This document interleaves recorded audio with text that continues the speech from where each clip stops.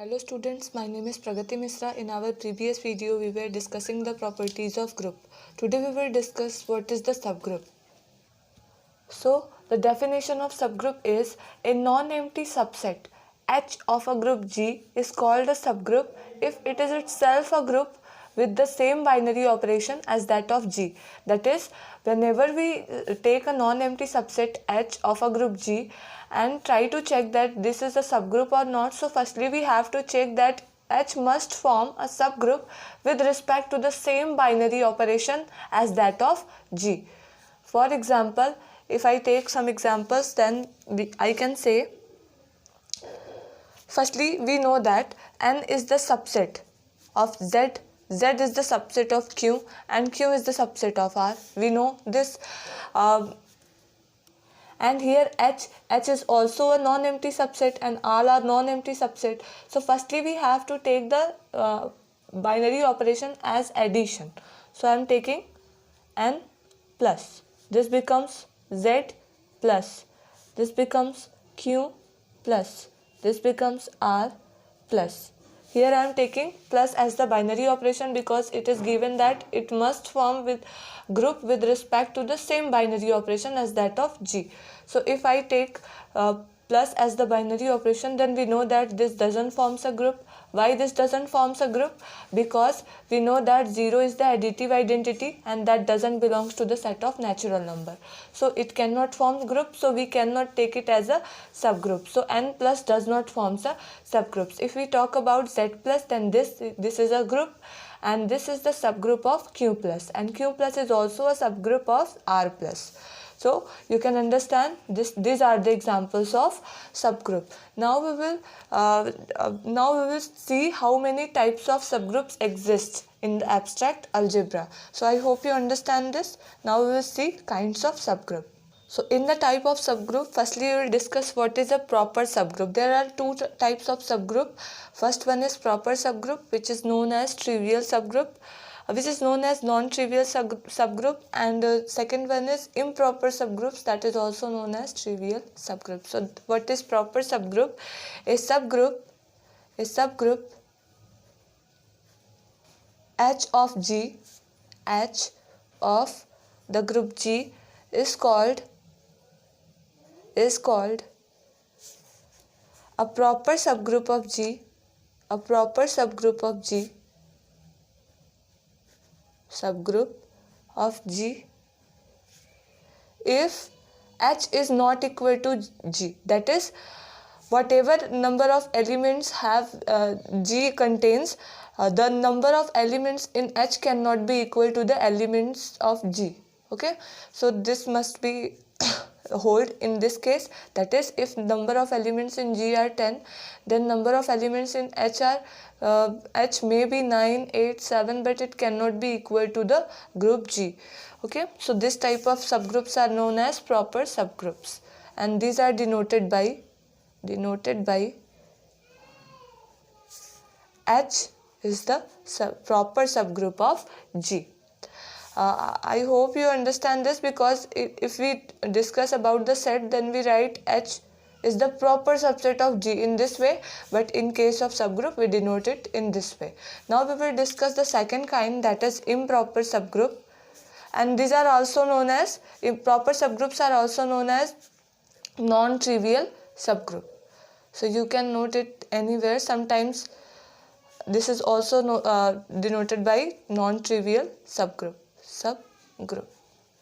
Okay, so now we will discuss improper subgroup. Improper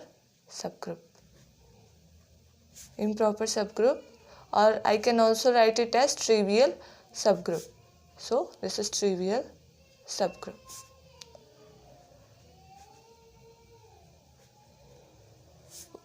Now here H was not equal to G. So there are only two improper subgroup exist in any group, okay, and that are E, that is identity only, and G. Only these two are the trivial subgroups of any group. So these are only two trivial subgroups of group G. So I hope you understand the definition of subgroup and types of subgroup. Now we will see some test to check that the given set is forming a subgroup or not. So now we will discuss some test that is used to check that the given set is forming a subgroup or not. In that case, the first test is one-step subgroup test. That is, in one step only you can check that the given set is forming a subgroup for the given group or not.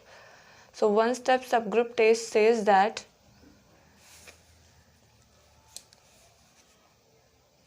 let H be a non-empty subset of G. Then H is a subgroup of G if for every AB belongs to H. Remember, this must be the element of H, and this is true for every element. AB inverse always belongs to the given subset. If this condition is holding, then we can say that the given set H is the subgroup for the group G. Okay, now if suppose the group is multiplicative, then we can use this, but when our group is additive, then we take, since the additive inverse is of B is minus B, so we take here A minus B. If this belongs to the H, then we can say that our H is the subgroup for the given group, and this is true for additive group.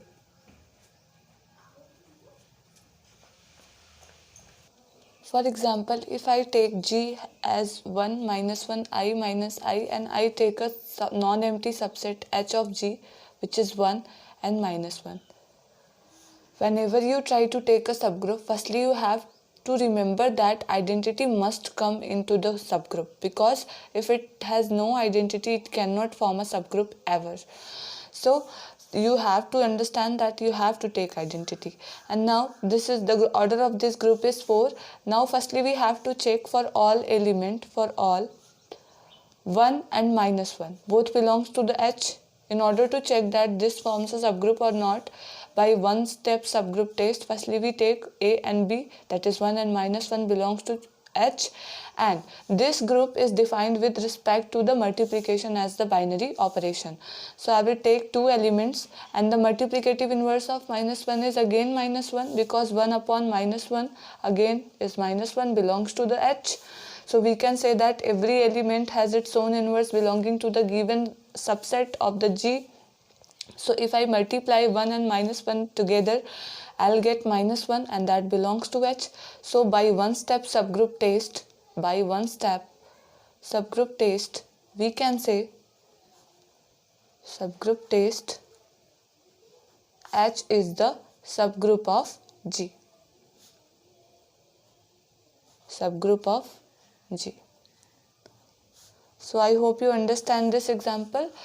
Now I want to tell you some properties whose proof I will tell you in our next video.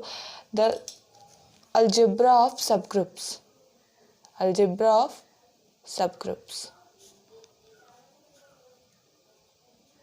This is very important topic in which we discuss about the intersection, union, sum of two subgroups together.